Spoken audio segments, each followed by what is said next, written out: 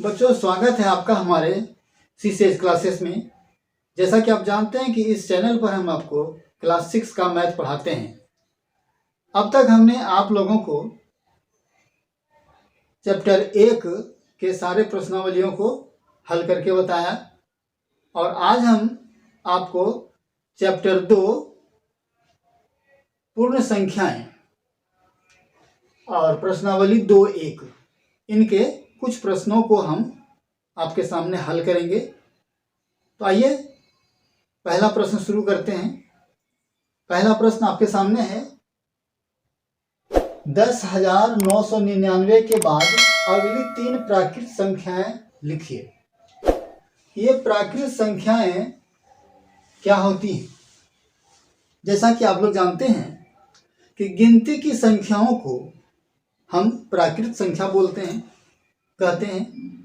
गिनती की संख्या मतलब हो गया 1 2 3 4 5 6, इस प्रकार से जो हम गिनते हैं, गिनती की संख्याओं को प्राकृत संख्याएं कहते हैं। ठीक है, इन्हीं प्राकृत संख्याओं को हम पूर्ण संख्या भी कहते हैं। याद रखिए, इन्हीं प्राकृत संख्याओं को हम पूर्ण संख्याएं भी कहते हैं। ठीक है, तो आइए पहला प्रश्न, 10,999 के बाद अगली 3 प्राकृत संख्याएं लिखिए। तो अगली 3 प्राकृत संख्या का मतलब क्या हुआ? 1 के बाद 2, 2 के बाद 3, 3 के बाद 4। उसी प्रकार से 10,999 के बाद अगली 3 प्राकृत संख्या में लिखनी है। तो इसे कैसे निकालेंगे, आइए देखते हैं।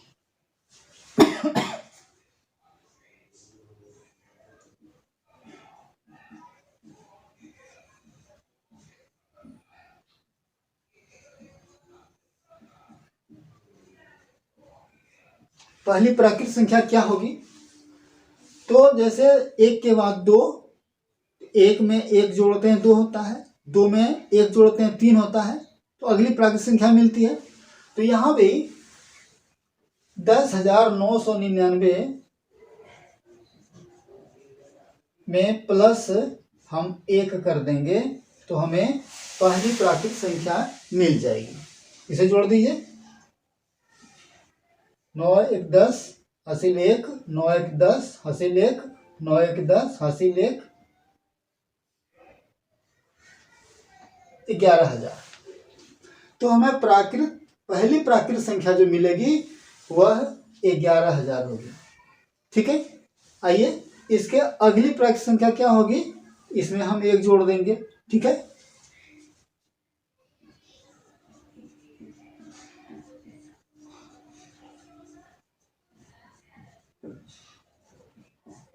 क्या होगी, यहाँ पर हम प्लस फिर 1 कर देंगे तो हमें अगली प्राकृत संख्या मिल जाएगी 1 0 0 1 1, यानी 11,001 हमारी दूसरी प्राकृत संख्या होगी। फिर इसके अगली प्राकृत संख्या क्या होगी, इसमें हम प्लस 1 कर देंगे, है ना। 1 1 2 0 0 1 1, यानी ये तीसरी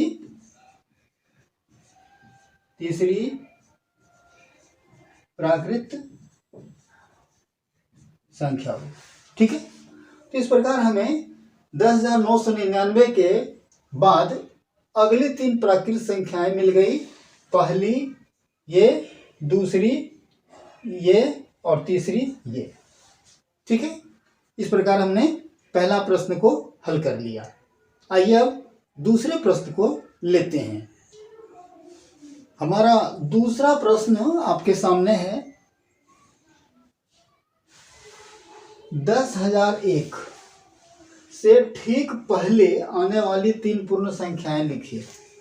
इसके पहले हमने पढ़ा ठीक बाद आने वाली अगली 3 संख्याएं, और यहाँ पर हमें 10,001 से ठीक पहले आने वाली 3 संख्याएं हमें निकालनी है, पूर्ण संख्याएं।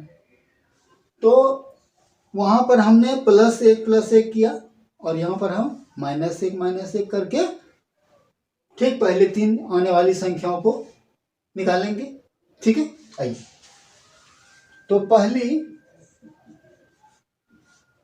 पहली पूर्ण संख्याएं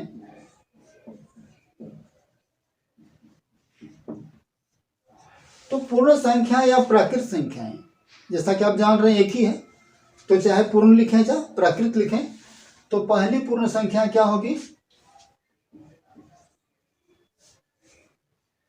में हम -1 कर देंगे। ठीक है, -1 कर देंगे तो 1 में 1 गया, 0 0 0 0 1, यानी 10,000। ये हमारी पहली पूर्ण संख्या 10,001 से ठीक पहले हमारी यह पूर्ण संख्या प्राप्त हुई। अब क्या करेंगे, दूसरी प्राकृत संख्या, दूसरी पूर्ण संख्या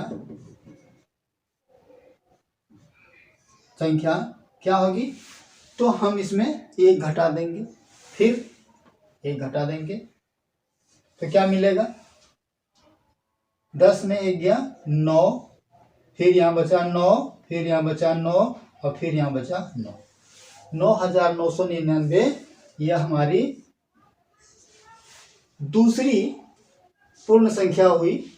ठीक है, अब तीसरी संख्या निकालने के लिए इसमें हम फिर 1 घटा देंगे, है ना, क्या बच जाएगा, 8 9 9 9। ठीक है, ये हमारा हुआ तीसरी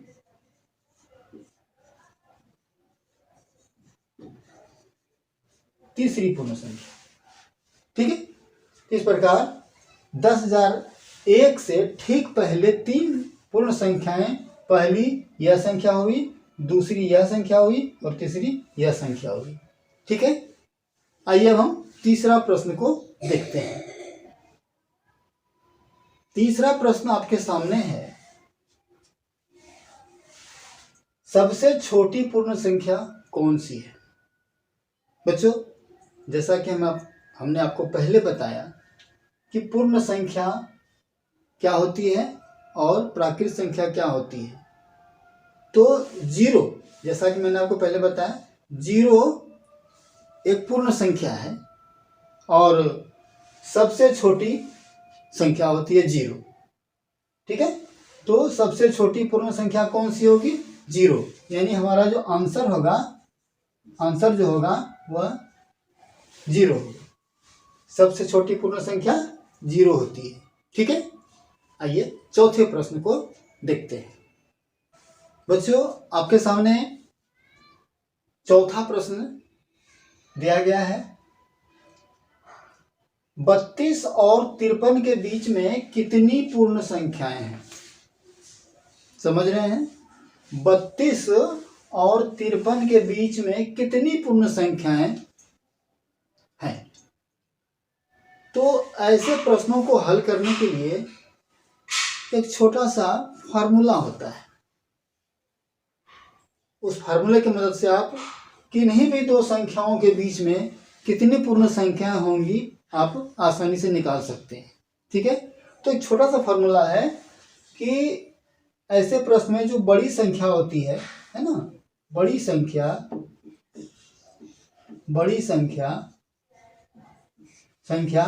घटाओ छोटी संख्या। ठीक है, घटाओ छोटी संख्या।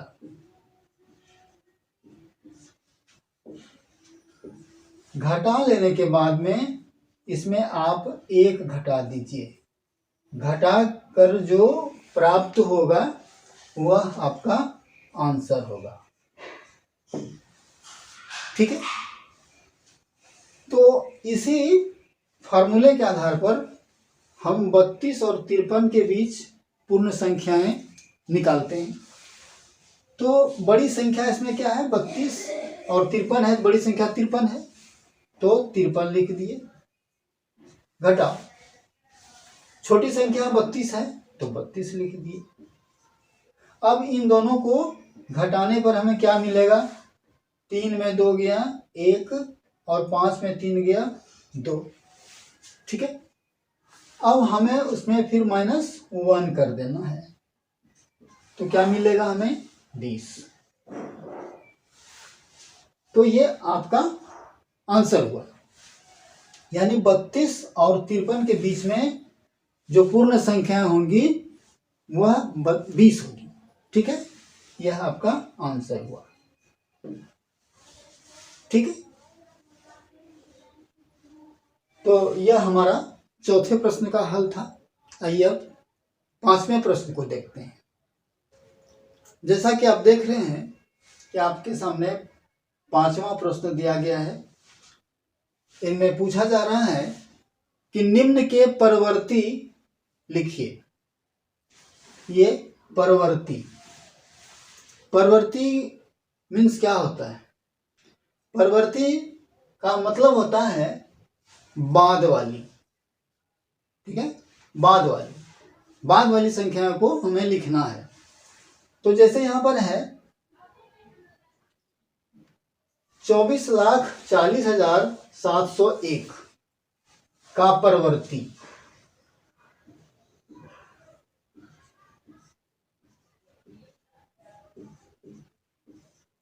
क्या होगा?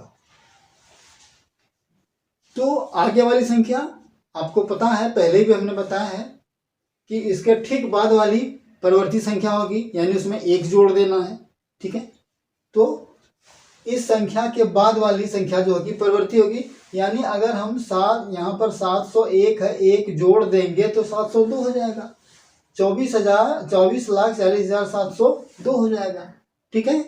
तो 24,40,701 का परवर्ती क्या हो जाएगा? 24,40,702, ठीक है बच्चों। ये हमारा परवर्ती हो गया। आइए अब बी को देखते हैं। बी में क्या है? 1,01,99, ठीक है। तो अगर हम इसका परवर्ती निकालें, का परवर्ती क्या होगा? तो पहले प्रश्न की भांति हम यहाँ पर एक जोड़ देंगे तो 199 और एक मिलकर के 200 हो जाएगा, यानी 1,02,00,000 परवर्ती संख्या मिल जाएगी हमें। तो लिखेंगे 1,00,00200, ये हमारा परवर्ती संख्या होगी। अब सी का परवर्ती क्या होगा? उसी प्रकार एक अगर जोड़ देंगे यहां हम, तो क्या हो जाएगा? देखिए, एक इसमें जोड़ देंगे तो क्या हो जाएगा? 0, फिर जो है सो यहां पर 0, फिर यहां पर 0, फिर यहां 0, फिर यहां 0, और यहां पर हासिल एक जो है वह यहां आ जाएगा और एक यह, ठीक है। इस प्रकार हमें संख्या मिली 11 लाख। तो इसका परवर्ती क्या हो जाएगा? 11 लाख, ठीक है। अब डी का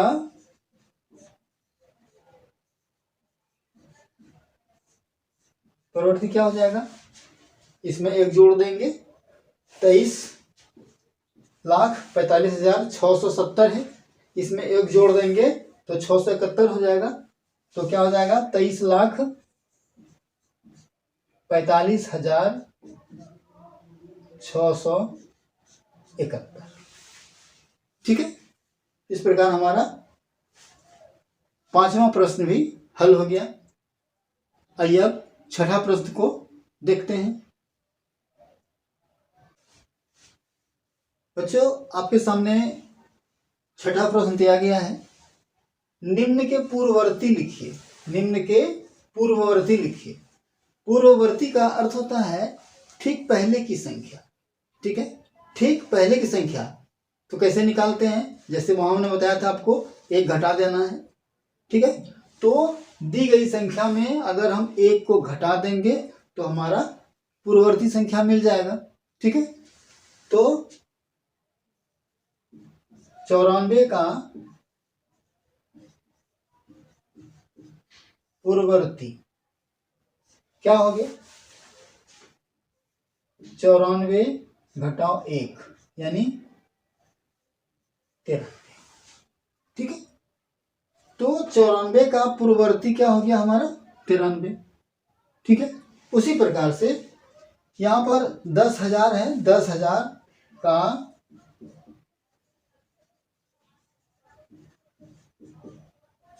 क्या हो जाएगा, 10,000 में एक घटा देंगे,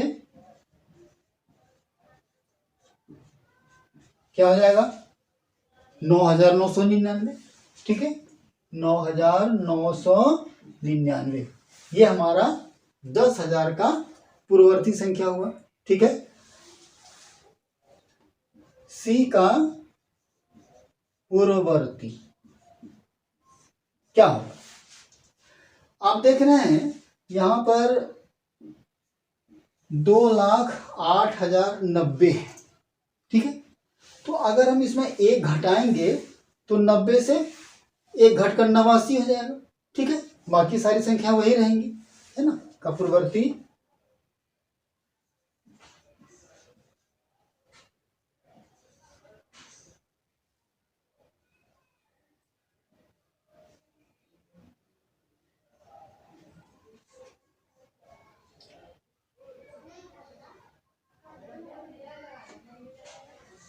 के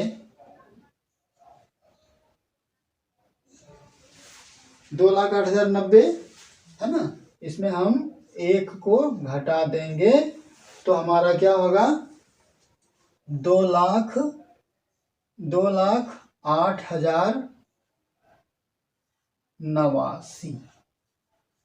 ठीक है, इस प्रकार एक घटा देने पर हमें 2,08,089 हमारी पूर्ववर्ती संख्या होगी। ठीक है, आइए इसका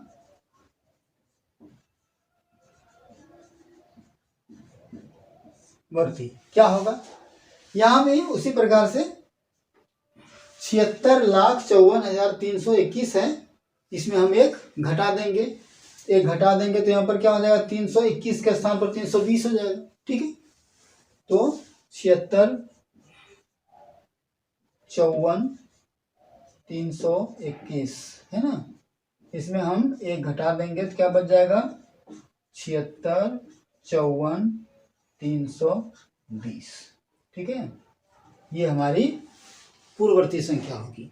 ठीक है बच्चों, तो इस प्रकार हमने आपको आज कुल 6 प्रश्नों के उत्तर बताए, प्रश्नावली 2-1 का। ठीक है, अगले दिन हम आपको इसके आगे के प्रश्नों को हल कर बताएंगे। तो इसके लिए आने वाले वीडियोस के लिए, आने वाले क्लासेस के लिए चैनल को सब्सक्राइब कर लें, साथ ही बेल आइकॉन को भी प्रेस कर दें और इसे लाइक करना ना भूलें। ठीक है, तो मिलते हैं फिर अगले क्लास में, तब तक के लिए जय हिंद।